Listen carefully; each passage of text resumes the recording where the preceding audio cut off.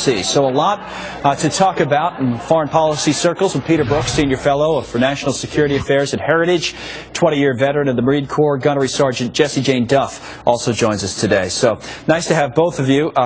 Sergeant Duff, I want to start with you, and then I want to spend some time talking about the Middle East peace and whether Secretary of State Kerry is really getting something done.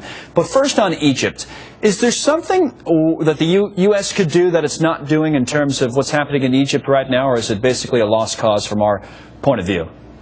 Well, I don't think that the U.S. is trying to do anything right now, which is very upsetting because they have essentially made this bed and now we must sleep in it.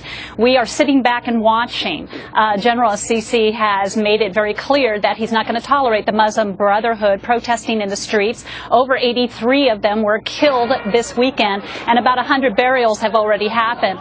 The protests are very, very incendiary to the area, and this region is critical for the United States. We've been great allies with their military since 1979. So for us to not be participating, we have great leveraging with this army, and we must get a prime minister in place because this is going to blow up with Al-Qaeda influence, with the Salafists that are right in the region, and Hamas influencing what goes on.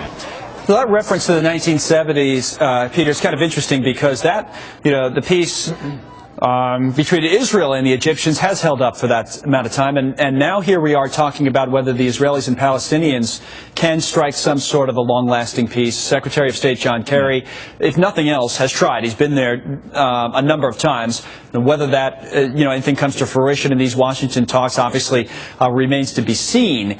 But is it possible, or are the people who scoff at this and say, no, there'll never be peace, are they right? What's your take on the talks we're seeing this week in D.C.? Well, keep your expectations modest for the time being. These are just to set up frameworks, Connell, for additional talks. They're hoping to get these done over the next 9 months. Of course, many people have tried before this. There are some real challenges in this issue.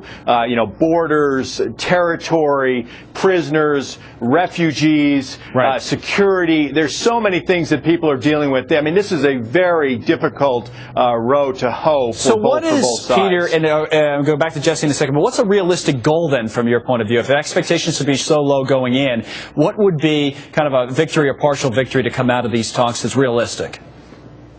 Well, a framework for additional talks. I mean, the fact that they're talking is good. They haven't talked for 3 years now. Right. So, I mean, the fact that they're coming to Washington, Kerry's, doing something. He's been to the region 6 times in the last 6 months. But once again, these are very, very difficult issues. But yeah, I think additional talks beyond the next 2 days would be positive. Is that fair, Jessie? That if these talks produce more talks, we could at least say, all right, we're on the right track, or do we need, in your view, to see more than that?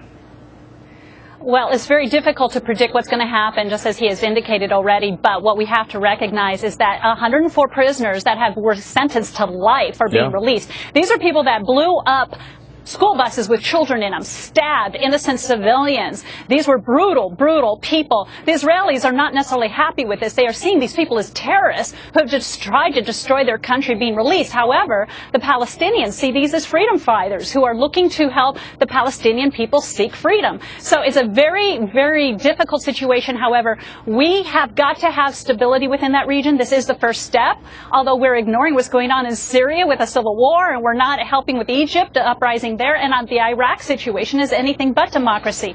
This is a good step for the region. That is a good point there at the end. It's a wider discussion, but just, Peter, on a quick point there on the priorities that we have foreign policy-wise. I mentioned, and you alluded to it as well, that Secretary of State John Kerry has tried. He's spent 6 trips to the Middle East and everything else. But is that a distraction from other priorities, whether they be, as Jessie talked about, Syria, or, this so-called shift to Asia that's supposed to have been happening for however many years to focus on things like our relationship with China? Are we losing it here? Are we losing focus? Right. Well, the fact of the matter is that if you're a very senior official like Secretary Kerry is, you only have so much time. There's 24 hours in a day, and you have to make certain priorities. He's made this a priority, but you make a very good point. I mean, the issues that are going on in Syria, in Egypt, Iran. Who's heard about the Iranian nuclear file recently? Right. I mean, the rise of China. There's so many issues out there, and he's got to decide. So I think he probably is going to shift his focus now. He's naming a special envoy to this issue. He got that started. and then he'll probably shift to something else. But there's no shortage of problems, unfortunately, under the Obama administration in foreign policy. Peter Brooks, Jessie Jane Duff, thanks to both of you. I'll have both of you back, and thanks for coming on today. Thank you. Thank you very much for having me. All right, we hear it all the time.